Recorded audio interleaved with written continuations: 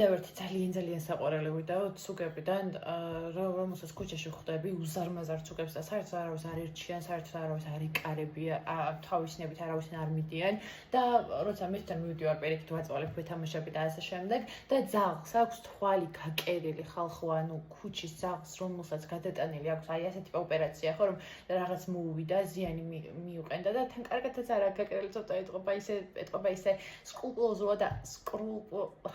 როგორც არის. ეტყობა ისე არ გაუკეთეს ოპერაცია, მოკლედ. ან შეიძლება გაუკეთეს და გაწოვის ამბავია, რომ გაუკეთეს, ეგ ძალიან კარგია და გაიხრონ იმ ადამიანებმა, ვინც გაუკეთეს ქუჩის ახს ოპერაცია, მაგრამ რისი თქმა მინდა, რაზე მინდა თმებით გიჟებით მაგ. როგორც ყოველთვის. როგორც უმეტეს შემთხვევაში ყოველთვის არა. რისი თქმა მინდა, აქ და რის დამატება მინდა, რომ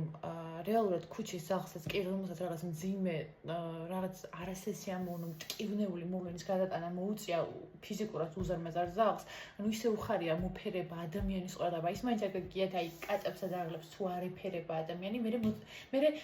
წყინთ და გული წყდებათ რომ დაინახავენ რომ ადამიანი მიდის მათკენ ჩაულის და არ ეფერებათ, ანუ ის შინაური ცხოველია, მას წყინთ და ესენი საერთოდ ამბობენ, ნუ დახვიო ხელი და გადაყარო და დახოცო და აი ამ მარაზმატიკულ და არ ვიცი, დანაშაულებრივ ინიციატივას, რომელიც ზემოდან ქვემოთ მოდის, ამას რა ვიცი, ხალხიც ხარს უყავს და უბრალოდ შოკირებული და იმით გასწრებული ვარ ამ ხალხით, რომელიც ამ ყველაფერს ხარს უსვამს და მოვედრო და აუცილებლად დაიჯებიან ის ადამიანები, ვინც ამ განკარგულებებს ხელს აწარენ და რომლებიც აღასრულებენ ამ განკარგულებებს და ძალიან ბევრი ხმედად ის რომ უკვე თბილისს და კახეთში რომ მიდიხარ,